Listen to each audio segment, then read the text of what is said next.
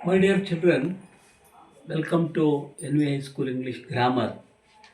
I have already posted 3 videos regarding the grammar for high school students.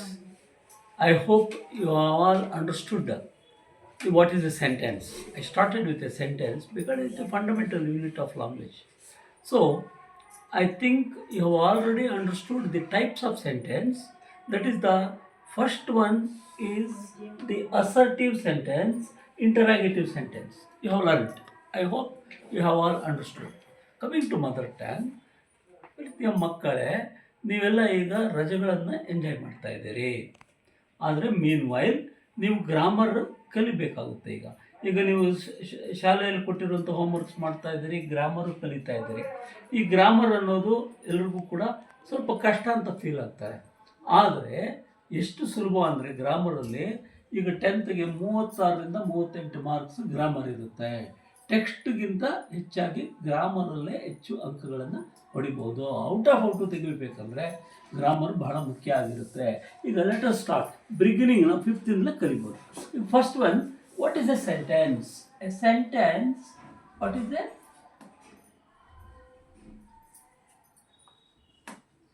a sentence?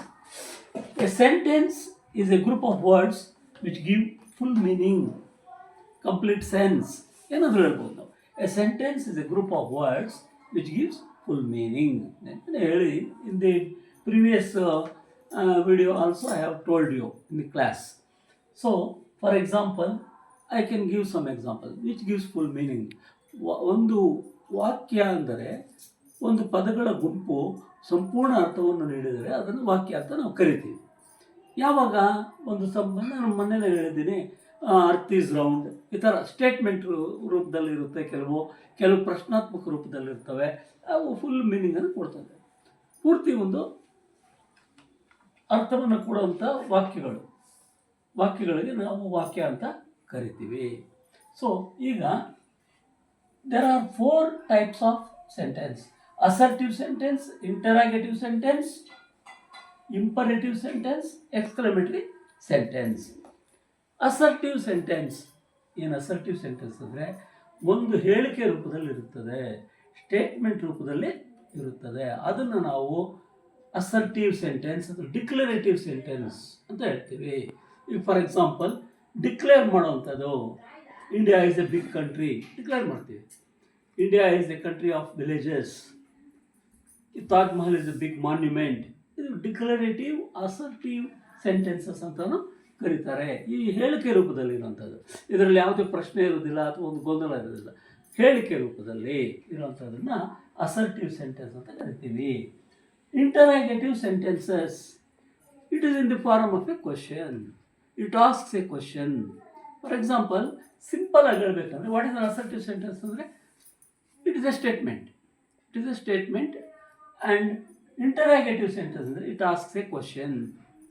As all of you know that to make a question, we have WH form of questions also. Many questions. You see, what is your name?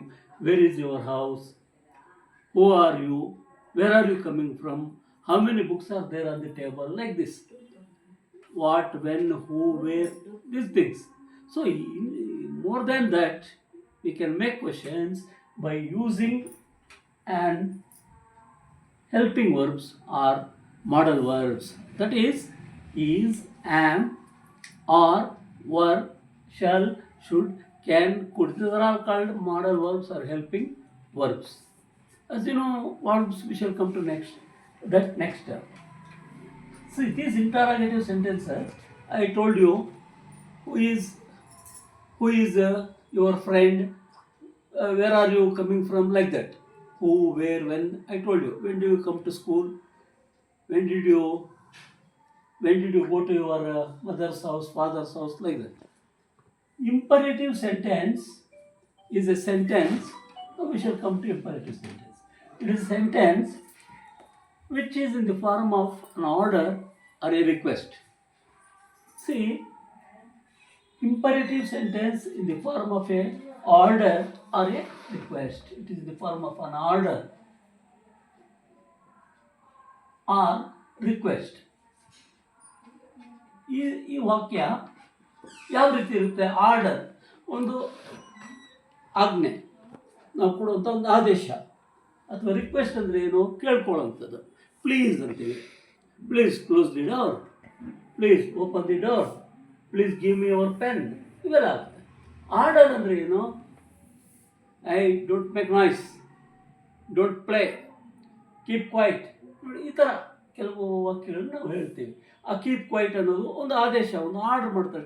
I don't make noise, order. Request ಒಂದು ಕೇಳ್ಕೊಳ್ಳೋವಂಥದ್ದು, ಒಂದು request. ಸಾಮಾನ್ಯವಾಗಿ may come in sir, please may come in sir ಅಂತ ಕೇಳ್ತೀವಿ. ಇವೆಲ್ಲ request ಅಂತ. ಇವುಗಳನ್ನ imperative sentence ಅಂತ ಹೇಳ್ತಾರೆ. Like this. ಈಗ fourth one, exclamatory sentence. Exclamatory ಅಂದರೆ ಏನು ಅಂದರೆ ಸರ್ಪ್ರೈಸ್. ಸರ್ಪ್ರೈಸ್ ಅಂದರೆ ಏನು? ಕನ್ನಡದಲ್ಲಿ ಆಶ್ಚರ್ಯ. ಆಶ್ಚರ್ಯ ಹುಟ್ಟಿಸೋವಂಥ ವಾಕ್ಯಗಳನ್ನ ನಾವು ಸರ್ಪ್ರೈಸ್ ಅಂತ ಕರಿತೀವಿ. ಇದಕ್ಕೆ ಕೆಲವು ಒಂದು ವರ್ಡ್ಸ್ ಇದೆ ಇಂಗ್ಲೀಷಲ್ಲಿ. ಎಕ್ಸ್ಕ್ಲಮೇಷನ್ ಅಂತ ಹೇಳೋವಂಥ ವರ್ಡ್ಸ್ಗೆ ನಾವೇನು ಉಪಯೋಗಿಸ್ತೀವಿ ಅಂದರೆ ಹಾ ಅಂತೀವಿ, AH, ಆಶ್ಚರ್ಯವನ್ನು ಸೂಚಿಸುವಂಥದ್ದು. ಓ, ಆ, ಓ, ನೋಡ್ರಿ, AH, ಓ, ಹಾ, WO, ಓ, ಒಂದು ಆಶ್ಚರ್ಯವನ್ನು ಸೂಚಿಸುವಂಥದ್ದು. ಇದನ್ನು ನಾವೇನಂತ ಕರಿತೀವಿ ಅಂದರೆ it is a big snake, oh how big the snake is, ಈ ಥರ ಹೇಳೋದು. ಗೊತ್ತಾಯ್ತಾ? The Taj Mahal is very beautiful. ಇನ್ನೊಂದಿದೆ ಅಲಾಸ್ ಅಂತ ಇದೆ. ಇವೆಲ್ಲ ಆಶ್ಚರ್ಯ ಸೂಚಿಸಿದ್ರೆ, ಅಲಾಸ್ ಅನ್ನೋದು ಅಷ್ಟೇ. ಅಲಾಸ್ ಅಂದರೆ ಏನು? ಒಂದು ದುಃಖದ ಸಂಗತಿಯನ್ನು ಹೇಳುವಾಗ alas he died, alas he fell down from the building. So ಒಂದು ಅಲಾಸ್ ಅನ್ನೋದನ್ನು ಯೂಸ್ ಮಾಡ್ತೀವಿ. ಇವೆಲ್ಲ ಏನನ್ನು ತೋರಿಸುತ್ತೆ? ಸಡನ್ ಫೀಲಿಂಗ್, ಆಶ್ಚರ್ಯ.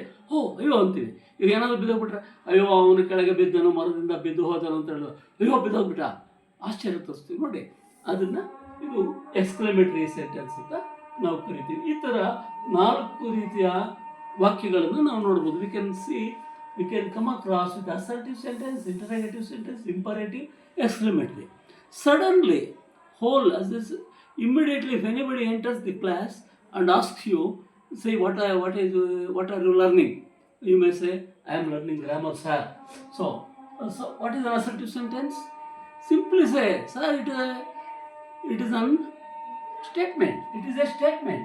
Interrogative sentence, it is in the form of a question, it asks a question. Imperative, it is an order or a request. ಚೆನ್ನಾಗಿ ಮನದಟ್ಟಾಗಬೇಕು ನಿಮಗೆ. Exclamatory sentence, it is sudden, shows a sudden feeling or a surprise. So ಅಲ್ಲಿ ನೀವು 4 ರೀತಿಯ ವಾಕ್ಯಗಳನ್ನು ತಿಳ್ಕೊಂಡಿದ್ದೀರಿ. Another thing, a sentence contains 2 parts, mainly a subject and a predicate. What is a subject? Rama goes to temple. Rama plays cricket.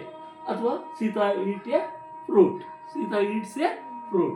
ನೋಡಿ, ಈಗ Rama goes to temple ಹೇಳಿದ್ದಾನೆ. ರಾಮ ಅನ್ನೋದೇನು? Subject. Goes to temple, predicate. Rama ಏನು ಮಾಡ್ತಾನೆ? Telling something about Rama is a predicate. Rama itself is subject. Noun ಅಂತೀವಿ, subject ಅಂತೀವಿ. These are the 2 parts of the sentence. ಈಗ ನಾನು ಕೆಲವು ವಾಕ್ಯಗಳು ಹೇಳ್ತೀನಿ. ಅದರಲ್ಲಿ ಸಬ್ಜೆಕ್ಟ್ ಯಾವುದು, ಪ್ರೆಡಿಕೇಟ್ ಯಾವುದು. ಪ್ರೆಡಿಕೇಟ್ ಅಂದರೆ ಪ್ರೆಡಿಕ್ಟ್ ಮಾಡೋವಂಥದ್ದು.